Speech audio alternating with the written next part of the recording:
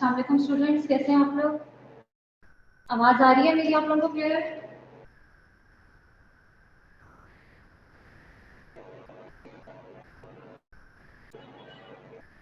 Yes ma'am.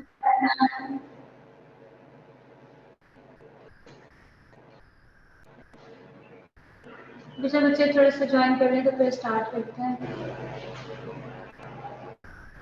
दिखाई भी नहीं दे रही।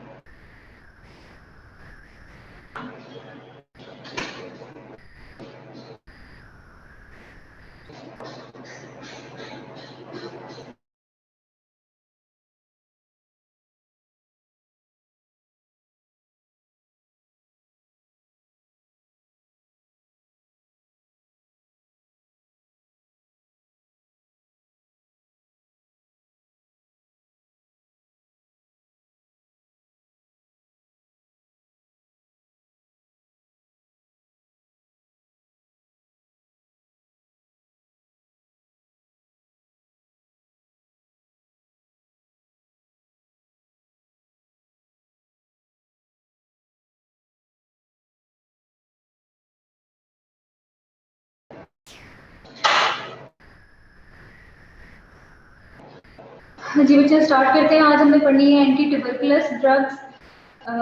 टीबी रेस्पिरेटरी सिस्टम की डिजीज है। आप लोगों ने नाम सुना हुआ होगा कि इसमें क्या होता है कि कफ के साथ फीवर, कफ और एक्सरे में कंसोलिडेशन वगैरह ये चीजें नजर आती हैं। जो ड्रग्स हम पढ़ेंगे ये उनके नाम है आइसोनियाजिड, रिफेम्पिन, पायराजिनामाइड, हेमलिडोल, स्ट्रेप्टोमाइसिन। ये फर्स्ट टाइम थेरेपी की ड्रग्स हैं। टीबी है क्या? एक पेशेंट है आपके पास प्रेजेंट किया है, उसे डिस्निया है यानी शॉर्टनेस ऑफ ब्रेथ है, फीवर है, प्रोडक्टिव कफ है। प्रोडक्टिव कफ क्या होती है? जो उसमें स्पूटम होता है, विद स्पूटम वाली जो कफ होती है उसे हम प्रोडक्टिव कफ कहते हैं, और इसके ऑपोजिट जो दूसरी कफ होती है जिसमें नहीं होता स्पूटम, उसे हम ड्राई कफ कहते हैं। इसमें प्रोडक्टिव कफ होगी, नाइट स्वेट्स होंगे, और ये सारे सिम्टम्स जो है वो 2 महीनों से चल रहे होंगे ऑलमोस्ट। इसके अलावा एक्सरे पे जब हम उसके देखेंगे तो अपर लोब की कंसोलिडेशंस होंगी, और इसको हम आइडेंटिफाई करने के लिए उसका स्पूटम एनालिसिस करेंगे, कल्चर करेंगे, तो उसमें हमारे पास एसिड फास्ट बेसिलाई जो है वो मिलेगा, माइकोबैक्टीरियम ट्यूबरकुलस हमें मिलेगा इसके स्पूटम की एग्जामिनेशन पे। कंसोलिडेशंस क्या चीज होती है? एक्सरे में हमें डार्क सा एरिया नजर आए, जैसे कि अगर एयर की जगह जहाँ पे एयर फील्ड होती है वहां पे हमें ट्रांसपेरेंट सा नजर आ रहा होता है, ठीक है। अब एयर की जगह पे अगर कोई फ्लूइड या कोई पस वगैरह प्रेजेंट होगी तो हमें, या म्यूकस प्रेजेंट है तो हमें फिर वहां पे वो डार्क एरिया ब्लैक सा नजर आएगा, ठीक है। तो हम उसको कहते हैं कि ये कंसोलिडेशन है। एक्टिव ट्यूबरकुलोसिस क्या होती है कि जो पेशेंट है उसमें एक्टिवली ये डिजीज प्रेजेंट है, उसे कफ भी है, उसे नाइट स्वेट्स भी आ रहे हैं, उसके एक्सरे में भी फाइंडिंग्स आ रही हैं, और हमारे पास उसकी जो है फीवर डिस्निया वगैरह भी उसमें मौजूद है, ठीक है। अब हम इसमें क्या करते हैं कि हम उसको 6 मंथ्स की थेरेपी या 9 मंथ्स की थेरेपी, दो तरीके से हमने अपनी रिजीम्स बनाई हुई है, 6 मंथ्स या 9 मंथ की, हम उसे दो रिजीम्स में देते हैं। इसको किस तरीके से करना है? जो 6 मंथ वाले रिजीम है उसमें हम फर्स्ट 2 मंथ्स आइसोनियाजिड देंगे विद रिफेम्पिन, ये दो ड्रग्स हम देंगे, और उसके बाद हम जो नेक्स्ट 4 मंथ्स को हमने फॉलो अप करना है उसमें हम पायराजिनामाइड ऐड कर देंगे, नहीं सॉरी, फर्स्ट 2 मंथ्स में हम आइसोनियाजिड, रिफेम्पिन और पायराजिनामाइड देंगे, जबकि जो फॉलोइंग 4 मंथ्स होंगे उसमें हम पायराजिनामाइड को एब्सेंट कर देंगे, वो निकाल देंगे। जबकि जो 9 मंथ्स की रिजीम है उसमें हमने पायराजिनामाइड देनी ही नहीं है, 9 मंथ्स के लिए हमने आइसोनियाजिड एंड रिफेम्पिन ही देनी है। डिफरेंस क्या आता है इसमें? पायराजिनामाइड का आता है कि हमने पहले सिर्फ 2 मंथ्स में दी है, उसे नेक्स्ट 4 मंथ्स के लिए भी नहीं दी, और जो हमारी 9 मंथ्स की रिजीम है उसमें हमने थ्रू आउट उसको नहीं दी। उसकी क्या रीजन है कि ये है तो बैक्टीरियासिडल, लेकिन इसके लिवर टॉक्सिक इफेक्ट्स इतने ज्यादा हैं कि हम इसे 2 महीने से ज्यादा देर के लिए पेशेंट को दे ही नहीं सकते यूज कराने के लिए। देन हमारे पास एक चीज आती है पीपीडी रिएक्टर्स। पीपीडी क्या चीज है? जब हम पैच टेस्ट करते हैं, प्यूरिफाइड प्रोटीन जिसको हम टेस्ट कहेंगे, जो हम टीबी की लेटेंसी को चेक करने के लिए कर रहे हैं कि इस पेशेंट की बॉडी में टीबी पड़ा हुआ है या नहीं पड़ा हुआ, माइकोबैक्टीरियम प्रेजेंट है या नहीं है, चाहे उसमें एक्टिव डिजीज हो या ना हो, हम उसको चेक कर रहे हैं। उसके लिए हम क्या करते हैं कि हम फोर आर्म पे इंजेक्ट करते हैं, और वहाँ पे उसकी ड्यूरेशन देखते हैं कि कितने एरिया में वो कितने एरिया में जो है वो रिएक्शन आता है। इससे हमें पता चलता है कि वो पेशेंट्स जिनमें पहले कभी टीबी हुआ था वो ट्रीट हो गए और अब उनके अंदर वो लेटेंट पड़ा हुआ है, ठीक है।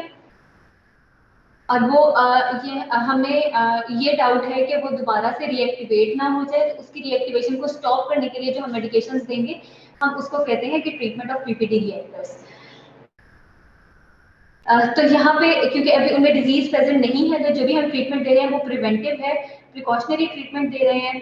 आइसोनियाजेड जो है वो हम अलोन भी यूज कर सकते हैं for 6 to 12 month as prophylactic therapy. एक नई स्टडीज में आया है कि अगर हम 2 मंथ्स के लिए रिफेम्पिन और पायरोसिनामाइड दें तो वो ज्यादा बेहतर है अदर देन कि हम 12 मंथ्स के लिए आइसोनियाजिड दें। इसकी क्या रीजन है, क्योंकि 12 मंथ्स में कंप्लायंस लॉस हो जाती है पेशेंट्स की, वो तब तक के 12 महीने में हम पेशेंट्स एक्सपेक्ट नहीं करते कि वो थ्रू आउट अपनी मेडिकेशन जो है वो प्रॉपर्ली लेता रहेगा। इस वजह से हम ये ज्यादा प्रेफर करते हैं कि 2 मंथ्स का कोर्स करा दें उसे रिफेम्पिन एंड पायरोसिनामाइड का। यहाँ पे डिफिकल्टी क्या आती है कि अब पेशेंट है हमारे पास दो तरह के पेशेंट्स आते हैं। एक वो जो पीपीडी टेस्ट में पॉजिटिव है लेकिन उनमें टेंडेंसी नहीं है कि वो रीएक्टिवेट होगा, और एक वो जिनमें ज्यादा टेंडेंसी है कि वो रीएक्टिवेट होगा। इनको हमने किस तरीके से आइडेंटिफाई करना है और कैसे हमें पता चलेगा कि वो कौन से हैं कि जिनमें रीएक्टिवेशन होगी, तो हम इन्हें मेडिसिन दें ताकि जो ये मेडिसिन हैं जिससे हम 12 महीने के लिए या 2 महीने के लिए रिफेम्पिन और पायरोसिनामाइड दे रहे हैं इसके साइड इफेक्ट्स भी हमें अचीव ना हो। इसके लिए फिर हम बैलेंसिंग करते हैं, हम ये देखते हैं कि कितना रिस्क है, कितने चांसेस हैं रिएक्टिवेशन के और कितने चांसेस और कितना ज्यादा रिस्क है मेडिकेशन का। कि हमें अगर ज्यादा हमें ये लग रहा है कि रिएक्टिवेट हो जाएगा तो हमें फिर मेडिसिन देनी पड़ेगी, और अगर हमें ये लगता है कि ये अच्छा भला इंडिविजुअल है, अगर हमने इसमें मेडिसिन दे दी तो इसमें रिस्क फैक्टर ज्यादा है तो फिर हम वो नहीं देंगे।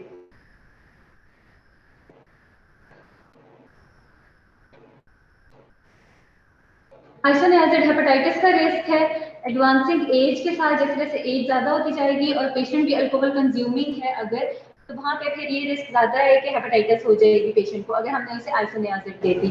तो इसकी तरफ फिर हम चले जाते हैं कि हम इसको ट्रीट ना करें। लेकिन अगर 35 एज से कम का इंडिविजुअल है यानी यंग है और उसमें कोई रिस्क नहीं है हेपेटाइटिस डेवलप होने का, तो फिर हम उसमें ट्रीटमेंट की तरफ जाएंगे। कितने परसेंट चांसेस हैं हेपेटाइटिस डेवलप होने के, अगर लेस देन 20 इयर्स है तो रेयर चांसेस हैं, अगर 20 से 34 इयर्स ऑफ एज है तो लेस देन 0.3% चांस है, अगर 35 से 49 इयर्स के दरमियान है पेशेंट तो लेस देन 1.2% चांस है, और अगर मोर देन 50 इयर्स है तो लेस देन 2.3 या 2.3 तक का चांस है कि इसमें हेपेटाइटिस डेवलप हो जाएगा। तो हमने एज के हिसाब से ही फिर हमने ये थेरेपी करनी है कि हम दें इसे आइसोनियाजिड या ना दें ताकि हमारा जो है वो हेपेटाइटिस की तरफ पेशेंट ना जाए। जो चीजें इंक्रीज कर रही है रिस्क ऑफ ट्यूबरक्लोसिस की एक्टिवेशन को, उसमें क्या चीजें आ सकती हैं कि एक तो ये कि ऑलरेडी फाइब्रोटिक स्कार्स हो चेस्ट एक्सरे पे, यानी कि जो पेशेंट था हमारा जब उसने रिकवर किया है टीबी से लास्ट टाइम जब उसे हुआ था तो फाइब्रोटिक स्कार्स अभी चेस्ट पे मौजूद हैं। हाउस होल्ड मेंबर्स कोई ऐसे हो जिनमें एक्टिव टीबी चल रही हो किसी को डिजीज, या फिर वो पेशेंट इम्यूनो कॉम्प्रोमाइज हो, तो इस केस में हमारे पास ज्यादा चांसेस हैं कि उसमें रिएक्टिवेशन हो जाएगी। जितना, और उसके अलावा ये कि जितना ज्यादा स्किन पे रिएक्शन आएगा पीपीडी का, हमें उससे भी पता चलता है कि कितना ज्यादा इसके अंदर प्रेजेंट है और कितने चांसेस हैं इसमें रिएक्टिवेशन के, तो फिर वो हमारे ट्रीटमेंट की तरफ बात चली जाएगी। Centre of disease control and American thoracic society ने एक वो बनाया, क्लासिफिकेशन बनाई है कि कौन कौन से पेशेंट्स हैं जिनमें ग्रेटर रिस्क है रिएक्टिवेशन का या जिनमें कम है और उन्हें किस हिसाब से हमें ट्रीट करना है। 4 ग्रुप्स हमने बनाए, greater risk of reactivation, moderate risk of reactivation, less risk of reactivation and lowest risk of reactivation. तो सबसे पहले हमारे पास ग्रुप आता है जिसमें ग्रेटेस्ट रिस्क है रिएक्टिवेशन का। इसमें पीपीडी जो हमारा आया है वो मोर देन 5 mm आया है, ठीक है, यानी जो स्किन पे इंड्यूरेशन आई है रिएक्शन हमारे पास शो हुआ है वो मोर देन 5 mm है। उसके साथ साथ पीपीडी तो पॉजिटिव आया, उसके साथ साथ पेशेंट को एचआईवी है, पेशेंट के चेस्ट पे फाइब्रोटिक चेंजेस है, और उसके अलावा वो क्लोज कांटेक्ट में रहता है उन पेशेंट्स के साथ जिन्हें ऑलरेडी टीबी है, या फिर इस केस में फिर हम ये भी देखेंगे कि बेशक पीपीडी नेगेटिव आया हो, स्पेशली बच्चों के केस में, लेकिन हम उसको फिर भी 3 मंथ्स के लिए ट्रीट करेंगे, फिर हम उसको दोबारा पीपीडी करेंगे। अगर वो फिर 5 mm से कम आए तो फिर हम रिफेम्पिन को डिसकंटिन्यू करेंगे। समझ आ रही है ये चीज आप लोगों की? कुछ समझ आ रही है? Yes ma'am. नेक्स्ट हम आते हैं मॉडरेट रिस्क पेशेंट्स पे। ये वो पेशेंट्स हैं जिनमें हमारे पास पीपीडी 10 mm तक आई है, और इसके साथ साथ ऐसी मेडिकल कंडीशंस हैं पेशेंट को जो उसके इम्यून सिस्टम को लोअर कर रही है, जैसे कि डायबिटीज है, या वो बहुत अरसे से इम्यूनो कॉम्प्रोमाइज है, और इसके अलावा स्टीरॉइड ट्रीटमेंट पे है, रीनल फेलियर का पेशेंट है, या फिर जिसमें skin conversion with in last 2 years आती रही है, और पिछले लास्ट 2 इयर्स में ही जिसको हुआ था टीबी, और वो पर्सन जो ड्रग अब्यूजर्स हैं और अपने ड्रग्स को अपने खुद ही इंजेक्ट करते हैं, ये हमारे मॉडरेट रिस्क वाले हो गए। जो लेस रिस्क वाले हैं वो पेशेंट्स हैं जो 35 इयर्स से कम है और उसमें पीपीडी 10 mm हमारे पास अचीव हुई है। इसमें आती है हाई रिस्क पॉपुलेशन आती हैं जो कि होमलेस है, यानी कि वो मतलब ऐसे ही रहते हैं ओपन एरियाज में, या फिर वो जो लॉन्ग टर्म केयर फैसिलिटीज होती हैं वहां पे रहते हैं, जैसे कि प्रिजन हैं या नर्सिंग होम्स हैं, या फिर वो किसी ऐसी जगह से मूव ऑन करके आया है, फॉरेन बॉर्न है, जहाँ पे हाई प्रेवलेंस होती है टीबी की।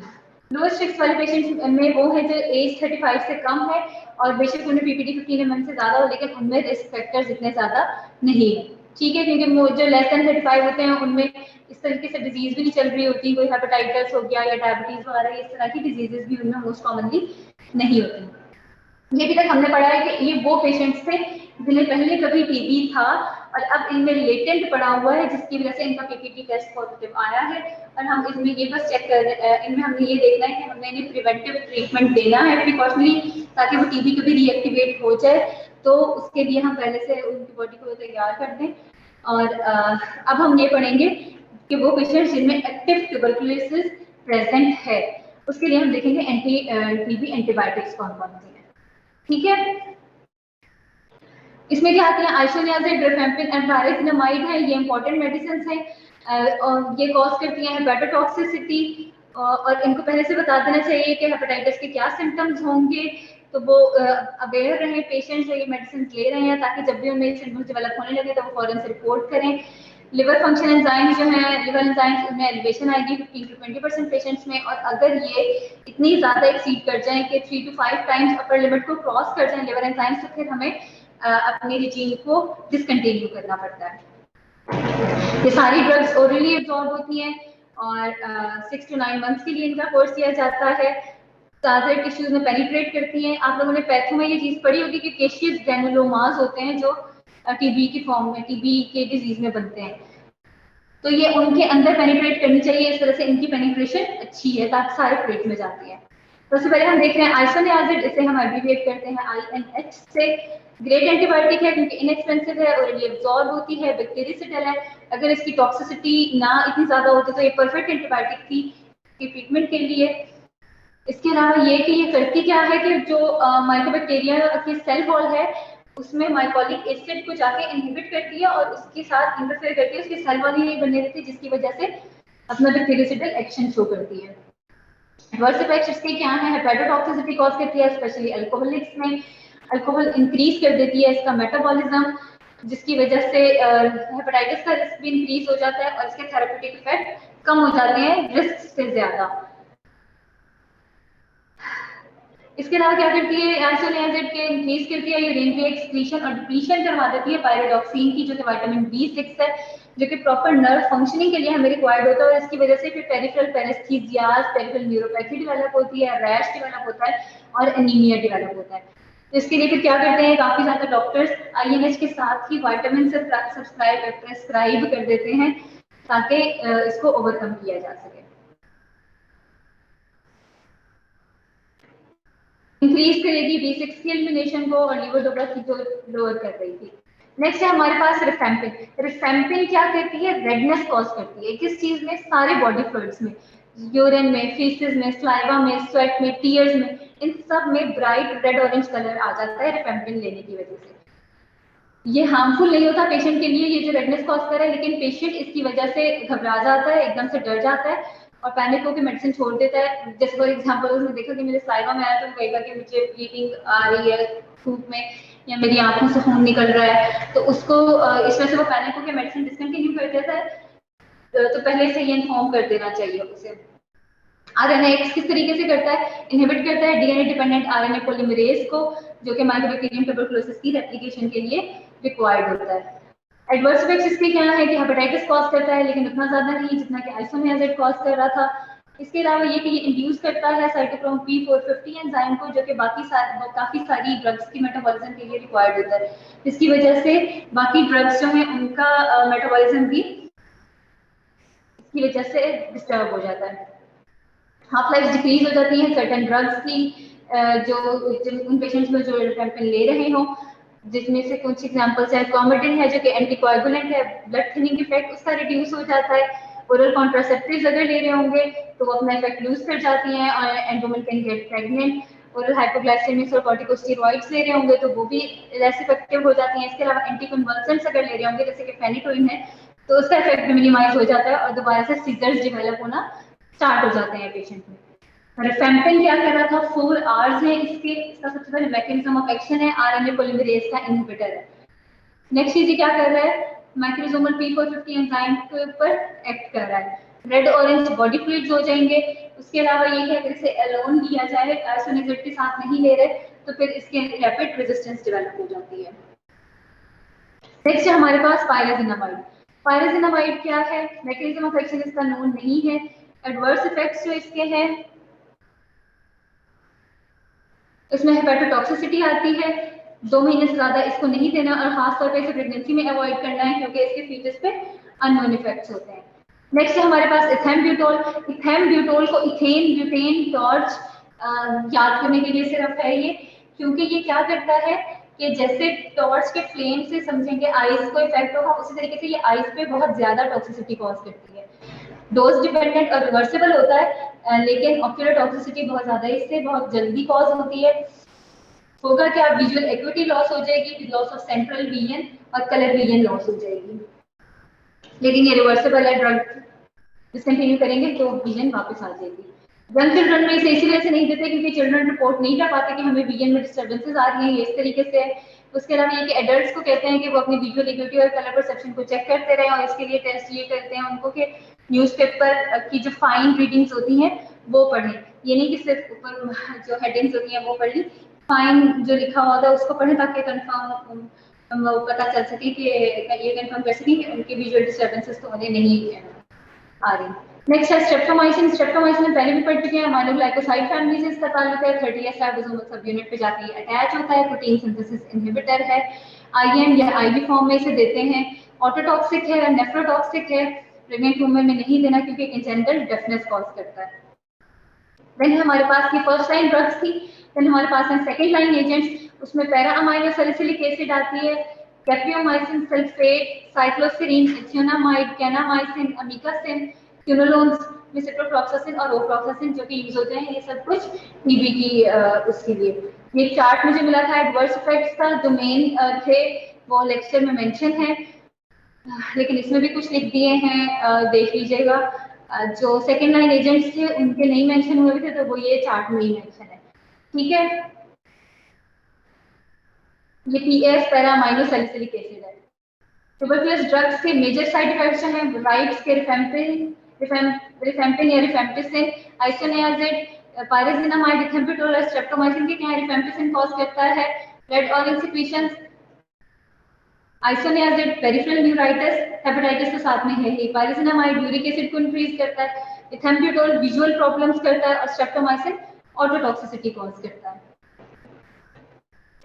अच्छा, अब हमारे पास एक पेशेंट आया है, ठीक है, और उसमें अब तो यहाँ तक सारी चीजें समझ आ गई है, उसकी एंडिंग है, मैं आप लोगों को एक दफा ट्रीटमेंट समझाने लगी हूँ किस तरीके से होगा उसका, फिर इसको एंड करते हैं लेक्चर। छोटा सा लेक्चर था, एंटी ड्रग्स बहुत अच्छी छोटी सी और इंटरेस्टिंग भी है, ज्यादा इनमें कोई घुमाव फिराव वाली बात नहीं है, इजी ड्रग्स हैं। आप लोगों को समझ आई है तो बताएं, आगे चलते हैं। Yes, जी ma'am, बच्चों जवाब तो दिया हाँ जी, ठीक है बच्चों, एक पेशेंट आया है हमारे पास और वो हमारी सस्पिशन है कि इससे टीबी है, ठीक है। मतलब उसमें सिम्टम्स प्रेजेंट हैं और सारा कुछ हमें पता है कि इसको टीबी है। अब हम क्या करेंगे, इस पेशेंट को हमने इनिशियल फेज रेजीम जो कि हमारी 2 मंथ्स की होती है वो दे देनी है, जिसमें क्या क्या आ जाएगा, रिफेम्पिसिन, आइसोनियाजिन, पायराजिनामाइड एंड इथेम्ब्यूटोल।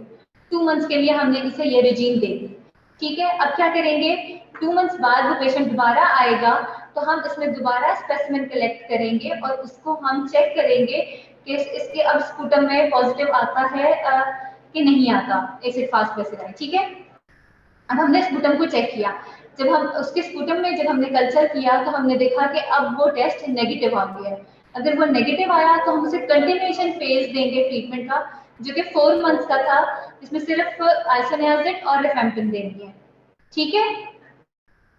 ये हमारा उस पेशेंट में हो गया जिसमें पहले टीबी थी, 2 मंथ्स बाद उसका कल्चर नेगेटिव आया तो हमने उसे कंटिन्यूएशन फेज दे दिया। दूसरी तरफ क्या सिनेरियो हुआ कि उस पेशेंट को हमने 2 मंथ्स के लिए मेडिसिन दी, लेकिन उसका जब हमने दोबारा 2 महीने बाद कल्चर किया तो वो हमारे पास पॉजिटिव आ गया अगेन। अब इस पेशेंट में कल्चर हमारे पास पॉजिटिव आ गया, अब हम क्या करेंगे कि उसमें हम एक्सरे करवाएंगे, ठीक है। उस पेशेंट का हम एक्सरे करा के देखेंगे कि उसकी एक्सरे पे कैविटेशन प्रेजेंट है या नहीं है। अगर तो कैविटेशन प्रेजेंट है, इसका मतलब है कि टीबी टीबी अभी उसे प्रेजेंट है, तो हम क्या करेंगे कि उसे कंटिन्यूएशन फेज देंगे ट्रीटमेंट का 9 मंथ्स वाली रिजीम का करके, आइसोनियाजिन और रिफेम्पिसिन, ठीक है। डेली या ट्वाइस वीकली मेडिसिन देंगे फॉर नेक्स्ट 7 मंथ्स, 9 मंथ्स की रिजीम इसकी कंप्लीट कर देंगे। दूसरे सिनेरियो में क्या हुआ कि इसका स्पुटम तो पॉजिटिव आया था लेकिन चेस्ट एक्सरे में नेगेटिव आया, ठीक है। Sputum positive, X ray negative. अब हम चेक करेंगे कि इसको कहीं एचआईवी तो नहीं है। अगर उसे एचआईवी है तो हम क्या करेंगे कि हम उसे फिर 9 मंथ्स की रिजीम कंप्लीट करने के लिए 7 मंथ्स के लिए अगेन आइसोनियाजिन और रिफेम्पिसिन दे देंगे, ठीक है। डेली देंगे फॉर नेक्स्ट 7 मंथ्स, यहाँ पे डेली और ट्वाइस वीकली था, ये डेली देंगे फॉर द नेक्स्ट 7 मंथ्स। दूसरी तरफ क्या हुआ कि इस पेशेंट का स्पुटम पॉजिटिव आया लेकिन एक्सरे में नेगेटिव आया, इसके अलावा एचआईवी भी नहीं है पेशेंट को, तो फिर हम उसे इस तरीके से देंगे जैसे सिर्फ यहाँ पे स्पुटम ही पॉजिटिव है ना, आगे तो इसके अलावा और कोई भी चीज पॉजिटिव नहीं है, तो फिर हम उसे कंटिन्यूएशन फेज जैसे हमने पहले दिया था 4 मंथ्स के लिए, वो 4 मंथ्स का देंगे और 7 मंथ्स का कंप्लीट इसको कर देंगे, ठीक है। सॉरी 6 मंथ्स की रिजीम इसकी कंप्लीट कर देंगे, 2 मंथ्स पहले थी और 4 मंथ्स की अब देंगे, तो 6 मंथ्स की रिजीम कंप्लीट हो जाएगी डेली या फिर ट्वाइस वीकली, ठीक है। समझ आ गई है ये एंटी ट्यूबरकुलस ड्रग्स, बहुत इजी सिंपल सी ड्रग्स हैं, छोटा सा टॉपिक है। बस अब हम एंडिंग की तरफ जा रहे हैं, 2 लेक्चर्स हमारे रह गए हैं, इंशाल्लाह नेक्स्ट वीक में खत्म हो जाएंगे। कोई चीज नहीं समझ में आ रही है तो मुझसे पूछ ले। मैम कितने लेक्चर्स रह गए? 2 लेक्चर्स रह गए हैं मुझे बस। मिड टर्म का सिलेबस ये है बच्चों आप लोगों का कि मिड में लेक्चर्स आपके आएंगे, मेरे जहन से निकल गया कि मैंने सॉरी 3 to 10 3 to हाँ जी 3 to 10 लेक्चर्स, लेक्चर 3 से लेक्चर 10 तक के लेक्चर्स आएंगे आपके, 1 और 2 स्किप कर दिया, लेक्चर 3 से लेक्चर 10 तक आएंगे। Okay ma'am. मैम पैटर्न क्या होगा हमारे? देखा एमसीक्यूज ही होंगे, 1-2 एमसीक्यू शायद मैं वो भी बहुत इजी से ऐसा डालूंगी जो कोई फ्लो चार्ट हो या कोई डिस्क्रिप्टिव क्वेश्चंस नहीं दूंगी, कोई भी बहुत ज्यादा टू द पॉइंट आंसर जिनका होगा बस इसी किस्म का कोई डाल दूंगी, बहुत ज्यादा रट्टे मारने की जरूरत नहीं है, बहुत ज्यादा डिस्क्रिप्टिव चीज में नहीं दूंगी, कॉन्सेप्ट बना के अच्छी तरीके से पढ़ने, बाकी बहुत ज्यादा रट्टों की जरूरत नहीं है। मैम सिनेरियो होंगे कि नहीं? सिनेरियो तो होंगे बच्चे। और मैम जो जी बच्चे मैम क्वेश्चन मिक्स होंगे? हाँ जी मिक्स होंगे, सिनेरियो और सिंपल दोनों तरह के क्वेश्चन। ओके और मैम हमारे टोटल लेक्चर्स तो आज ये कौन सा लेक्चर है हमारा 14 है, आई गेस कि 15 है मैम 15 15 17 टोटल है और क्या करने हैं जी बच्चे। मैम जो ड्रग्स के नेम लिखे हुए हैं सारे याद करने हैं। बेटा सारे सारे तो नहीं, मैंने आपको बताया था कि बस इम्पोर्टेंट याद कर लें, आप लोगों को बस पता होना चाहिए कि कौन सी क्लास से इस ड्रग का ताल्लुक है या क्या है। बाकी बहुत डीपली नहीं पूछूंगी, इंशाल्लाह कोशिश करूंगी। मैम सिनेरियो इजी होंगे ना जो हमें समझ में आ जाएंगे? जी बच्चे बिल्कुल इंशाल्लाह इजी होंगे, कोई ऐसे नहीं पूछूंगी, फेल नहीं करना चाहूंगी मैं, आप लोगों को पास करना ही चाहती हूँ। असेसमेंट का थैंक यू मतलब मैम। मकसद ये नहीं होता है कि हम आप लोगों से बदले निकालें और आप लोगों को फेल करें, बल्कि इनका मकसद ये है कि हम आप लोगों को प्रिपेयर कराएं ये सब्जेक्ट। इस वजह से thank you so assessment much. कि आप लोगों की तैयारी हो जाए। ठीक है बच्चों, फिर आप लोग लीव कर सकते हैं, कुछ नहीं पूछना तो। ओके मैम, अल्लाह हाफिज।